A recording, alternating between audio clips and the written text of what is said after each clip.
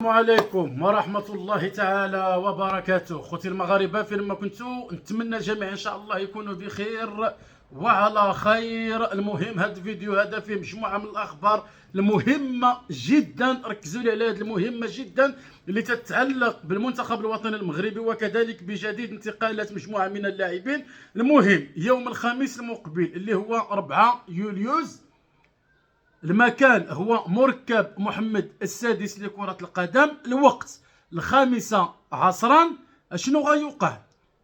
الناخب الوطني الاولمبي اللي هو طارق السكيتيوي غيعلن بشكل رسمي على القائمة النهائية ديال المنتخب الوطني المغربي اللي غتشارك في اولمبياد باريس 2024. طبعا طارق السكيتيوي ربما لأول مرة الصحافة المغربية غتكون معاه وجها لوجه، وغيمكن لهم يطرحوا الاسئله ديالهم عليه، لان غيدير كذلك ندوه صحفيه. هاد المباريات الوديه اللي كان خاضها داكشي حسي مسي، ما سولو حد، ما هضر مع حد، ما شاف حد المباريات اللي تيلعب السيد. داكشي ما بغاش ان وسائل الاعلام يقربوا الحدث كاع بشكل نهائي، ولكن نهار الخميس تما فين الصحافة المغربية غيتلاقاو طارق السكيتيوي، وحنا كمتشجعين المنتخب المغربي غنعرفوا القائمة النهائية اللي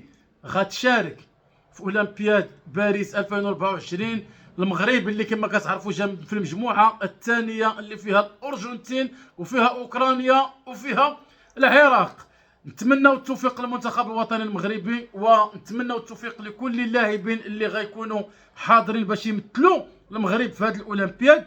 اما الخبر الاخر كيتعلق بالمهاجم يانيس بكراوي اللي هو المهاجم ديال المنتخب المغربي الاولمبي اللي انتقل بشكل رسمي الى فريق استوريل البرتغالي بموجب عقد يمتد الى غايه 30 يونيو 2028. هذا الفريق هذا كان كيملك العقد ديالو النادي ديال تولوز الفرنسي. هذا الشيء اللي كشف عليه الفريق البرتغالي في موقعه الرسمي، اللي قال انهم تعاقدوا مع الاسد المغربي يانيس بكراوي. نتمنوا له النجاح والتوفيق. هذا المهاجم هذا من الاسماء المرشحه انها تكون في القائمه النهائيه ديال طارق السكيتيوي. اللاعب الاخر اللي هو محمد جواب، الفريق ديال رين الفرنسي. الصحيفه ديال ليكيب الفرنسيه اعلنت ان هذا الفريق هذا قام بتفعيل البند ديال اعاده الشراء، وجابوا اللاعب محمد جواب اللي هو ايضا مدافع ديال المنتخب الاولمبي واللي مرشح ايضا انه يكون في القائمه النهائيه ديال طارق السكيتيوي، وشراوه بقيمه 1,000,000 كانوا باعوا العقد ديالو ب 400,000 اورو. النادي اميان ربحوا الفريق ديال اميان 600 مليون سنتيم في هذه الصفقه، واستفدوا من الخدمات ديال اللاعب. هذه الصفقه مزيانه فيها ربيح مزيان. المهم ما خسروش فيها، داو 600 مليون ولعب معاهم اللاعب العام اللي فات وقدم مستوى جيد. هذه الصراحه كما قلت صفقه مربحه. الخبر الاخر حسب مجموعه من المصادر السعوديه من بينها القناه ديال الرياضيه السعوديه ومجموعه من المصادر الاخرى، الفريق ديال التعاون السعودي قام بحسم صفقه التعاقد مع المهاجم المغربي عبد الرزاق حمد الله. اللي رفض مجموعه من العروض اللي جاوا من عده انديه خارج الدوري السعودي، كما ان ايضا شي انديه من خارج السعوديه رفضوا يتعاقدوا معه، وقرر هو رغبه منه انه يستمر في السعوديه. ولكن الناس اللي قرابين منه قالوا ان هناك سر خفي وراء بقاء عبد الرزاق حمد الله في السعوديه، الا وهو باغي يحطم الارقام القياسيه فيما يتعلق بالهدافين التاريخيين ديال الدوري السعودي. من حقه وغيكون شرف كبير لنا كمغاربه ان اسد مغربي يكون هو الاكثر تهديفا في تاريخ الدوري السعودي، واللي يحتلغى المراتب الاولى ولا الثانيه ولا الثالثه. المهم نتمنوا له التوفيق، ونتمنوا التوفيق لعبد الرزاق حمد الله انه يقدم المستوى المعهود عنه، وانه يسعد العشاق ديالو والناس اللي تيبغيوه. الفريق ديال القادسيه الكويتي بدوره اعلن تعاقده مع اللاعب المهدي بالرحمه، هذا سلوا معه بشكل نهائي وتم ضمه رسميا الى الفريق. والجديد اللي جاي في الطريق هو اللاعب خافي ايضا، حتى هو غير حق بالمواطن ديالو بالرحمه. الفريق ديال القادسيه الكويتي. نمشيو دابا الخبر اللي خلاني انني ندير هذا الفيديو هذا، باش اننا ما نسيئوش للاعب، وهذا حق الرد ديالو. كنا شفنا الماده اللي دوزوا وسائل الاعلام المغربيه وهضرت عليه حتى انا، الامر اللي كيتعلق باللاعب يونس طه الادريسي اللي دلا بتصريح لوسائل الاعلام الهولنديه، وهما قالوا باللي يونس طه الادريسي يرفض المشاركه مع المنتخب المغربي الاولمبي ويقرر التركيز مع ناديه توينتي الهولندي استعدادا للموسم المقبل. اللاعب خرج ادلى بحوار الموقع الالكتروني ديال هيسبريس، وضح فيها شنو وقع. قال: استغربت كثيرا انا واسرتي من انتشار تصريح لي انني ارفض المشاركه في الالعاب الاولمبيه مع المنتخب الوطني، وهذا امر غير صحيح وغير مقبول بالمره. قال ان داك الشيء اللي قالوه وسائل الاعلام الهولنديه راه ماشي صحيح، وداك الشيء اللي لصقوا ليه يتبرأ منه. طبعا كما ديما تنقول ناقل الكفر ليس بكافر. حنا اللي نضنا الماده الاولى هزيناها من المصدر الاساسي ديالها. المشكل فين؟ المشكل في المصدر اللي جاب الخبر. هذا الشيء اللي غيولي يهضر عليه طه الادريسي في الفقره الثانيه. شنو قال؟ التصريحات التي نشرتها الصحافه الهولنديه تم نقلها بشكل خاطئ. الصحفي الهولندي سألني بعد نهاية إحدى المباريات: هل تريد التركيز على الفريق أو المشاركة في الأولمبياد؟ قلت له بأنني لم أتلقى الدعوة للمشاركة لحدود هذه اللحظة، وتركيزي مع الفريق الأول، ولم أقل بأنني لا أريد المشاركة مع المنتخب الوطني المغربي في أولمبياد باريس.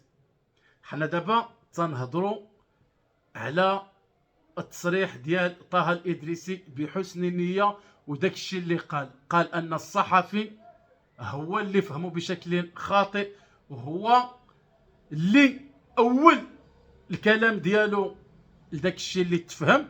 حنا ما غنقولوش ليونس طه أن اللحظة اللي تنتشر فيها الخبر ولا الحوار او الى اخره كانت الدوريه تسالوا بوقت طويل، اش من مباراه لعبتي ولا كذا. المهم حنا هذا نقبلوه كنوع من الاعتذار ديال اللاعب على فهم ما قاله. تيلا قال كاع انني ما غنشاركش وفي التالي تنادم معاه الحال ونزلوا عليه الضغوطات لا من المحيط ديالو ولا هو انبو الضمير ديالو ولا. المهم حنا اللي تيهمنا كما تيقولوا دائما، حنا تنحكموا على اللي تنشوفوا. القلوب والنوايا الله وحده اللي تيعلم بهم. لهذا اللاعب قال انا بريء من ديك التصريح، ما قلتش داك الشيء، ويحق ومن دواعي فخري انني نلعب للمنتخب ديال بلادي. قال باش يزيد ياكد الراي ديالو: من الاشياء النادره في كره القدم ان تجد لاعبا يرفض المشاركه مع منتخب بلاده ولو في مباراة ودية، فما بالك والأمر هنا يتعلق بمسابقة عالمية تشهد مشاركة نجوم كبار مع مختلف المنتخبات. هذه فهمناها. اشنو وقع السي يونس طه؟ علاش نطهد بالبالة كلها؟ قال سيدي بلي احيانا فهم كلمة او جملة بشكل خاطئ قد يغير سياق الكلام بشكل كلي. متفق معه.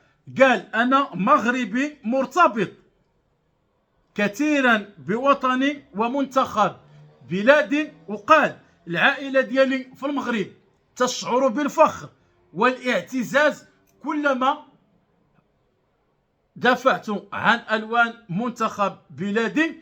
أما شعوري أنا فلا يمكن وصفه، واللاعبين بوحدهم هما اللي يمكن لهم يعرفوا الشعور ديالي باش تنحس وانا تلعب بقميص المنتخب المغربي. وأنهى حديثه قائلا: أتمنى التوفيق للمنتخب الوطني، وأنا جاهز في أي وقت للدفاع عن ألوان منتخب بلادي، وحلمي هو تحقيق الألقاب مع المنتخبات الوطنية، وهذا حلم جميع اللاعبين مع كل منتخبات العالم. انتهى كلام يونس طه الإدريسي. واضح، تبرأ من التصريح، كذبوا، لصقوا لسوء الفهم ديال الصحفي. قال أنا واجد في أي لحظة من دواعي فخري واعتزازي أنني ندافع على الألوان ديال المنتخب المغربي وباغي نحقق الألقاب مع المنتخبات ديال بلادي. ما قالش المنتخب، لأن دابا هو تيلعب المنتخب الأولمبي وتيعيط له والد الركراكي. مزيان أن نجمع المنتخبات كاملين. لهذا هذا الشيء اللي قال يونس طه الإدريسي ردا على وسائل الإعلام الهولندية اللي ما عرفناش حنا أيضا النوايا ديالها من ذاك الحوار اللي دوزت. لأن دابا المشكل اللي كيكون منين تتشوف شي حوار غير مكتوب وما شايفوش ان اللاعب تيقولوا بفمو، ما عندك ما غتقول. يقدر اللاعب، وهادو راه الناس ديال الصحافه كاع، يقدر تشد تصريح تشدو من عند مسؤول يقول لك كذا وكذا وكذا، ودوز التصريح ديالو كما قال لك حرفيا، ويشوف ردود الافعال قويه او ان عكس داكشي اللي كان كينتظروا كذا، ويتبرأ ويسقها فيك انت الصحفي ودبر راسك. لهذا الاغلبيه ديال الصحفيين دابا شنو ولاو تيديروا؟ تيهضروا على مع شي مسؤول، تيسجلوا الكلام وداك الشيء اللي تيقول لهم، باش غدا ولا بعد يقول لهم انا ما قلتش هذا الشيء، تيقول له هذا شكون هذا ديال من هذا الصوت. اما الحوارات اللي تتجرى وتتكون مرئيه كلشي تيشوفها. نهار تبغي كذا ما عندك ما غتكذب، قلت له فهمني كذا، اللهم الا قلت لهم انا خانني التعبير، ما عرفتش كي ندير نوصل الفكره ديالي. المهم باختصار، اي واحد دار شي زله، دار اي حاجه حتى كاع الا كان تعمد يقولها وفي التالي اعتذر، فالاعتذار مقبول عند اي واحد. نتمنى التوفيق للمنتخب المغربي، ونتمنى التوفيق للاعب يونس طه الإدريسي. اللاعبين اللي هضرت عليهم البارح وقلت ان مجموعه من الاسود يمكن يمشيو يحترفوا في الدوري السعودي. مجموعه من الانديه دابا في اوروبا دايرين كونتراتاك على الانديه ديال السعوديه، من بينهم الفريق ديال فنربخشة التركي اللي حسب وسائل الاعلام التركيه كاين محادثات ما بينهم وما بين الفريق ديال اشبيليه من اجل التعاقد مع اللاعب يوسف النصيري. جوزي مورينيو على ما بان لي محمر في جوج ديال اللاعبين مغاربه اللي هما ايوب الكعبي بالاضافه الى يوسف النصيري. باش نعرفوا هذه القضيه، ماشي الانديه ديال السعوديه اللي قالوا بغيناه.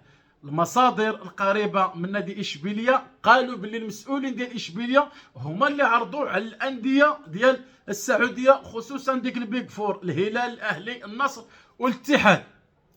اما دابا المفاوضات فبداوها المسؤولين ديال فنربخشة التركي مع نظرائهم من اشبيليه. نور الدين مرابط حسب مجموعه من المصادر اليونانيه غيجدد العقد ديالو لموسم اخر مع الفريق ديال ايك اتينا اليوناني. نور الدين مرابط اللي خلى الصراحه واحد الملحمه ما عمرها تنسى في المونديال ديال روسيا، بينما الشقيق ديالو عاود مثلها وافضل في المونديال ديال قطر. هاد العائله ديال مرابط اللي تنوجه لهم كامل التحيه والتقدير على المجهودات الجباره اللي قدموها المنتخب الوطني المغربي. المهم خوتي المغاربه، هاد الشيء اللي كاين، نتمنى خير الجمهور المغربي والشعب المغربي، واي مباراه تلعبات في النهائيات ديال كأس العرش ولا المباريات المهمه في البطوله المغربيه، نتمنى تسود فيها الروح الرياضيه. لان الصراحه الصور اللي وصلوا لي انا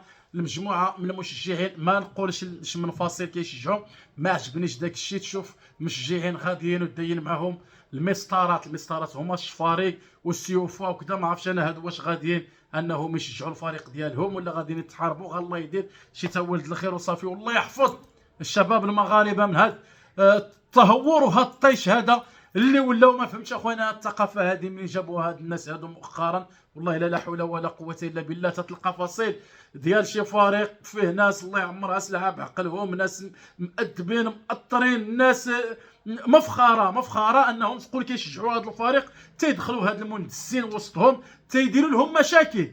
دابا اللي تيوقع منين تيديروا هادو شي كارثه، اللجنه ديال العقوبات فاش كتنزل على جمهور الفريق تيعاقبوا كلشي. لا ما تيقولوش لا هذاك دار لا هذاك ما دارش، لا المشجعين ديال الفريق هذا غتوقفوهم كاملين، ما غيشجعوش الفريق ديالهم خارج الملعب لكذا وكذا، ما غيحضروش في تيرانهم لكذا وكذا. تنصدقوا حنا في ديك ولينا حنا تحت الرحمه ديال هاد الغوغاء هادو ديال هاد المخربين اللي هما هذا هو الهدف ديالهم. راه الدين اللي درتي ما تتهمهمش هما كرة القدم بحال هاد النوع هذا، ديما هما يصطادون في المياه العكيره المشاكل. خاصهم غير من يدبزوا، خاصهم يسقوا في هذا، خاصهم يتشانقوا مع هذا، يسرقوا المحل هذا، يضربوا هذا، يخربوا هذا. هنا هذا هو التشجيع ديالهم. ما تتهمهم لا فريق لا السمعه ديالو ولا ديال المشجعين ديالو والو. تعاقبهم دابا تحيد لهم العقوبه، يجيو عاود المباراه اللي موراها يديروا لك عاود المشاكل. لا حول ولا قوه الا بالله. والله يهدي ما خلق. هذا الشيء ما غنقول خوتي المغاربه. المهم انا جيت باش نهضر على اللاعب يونس طه الادريسي، باش اننا نصلحوا داك الشيء اللي تقال في وسائل الاعلام، وهذا حق الرد مكفول ليه. وهذا الشيء اللي كاين خوتي المغاربه، نتمنى لكم دوام الصحه والعافيه.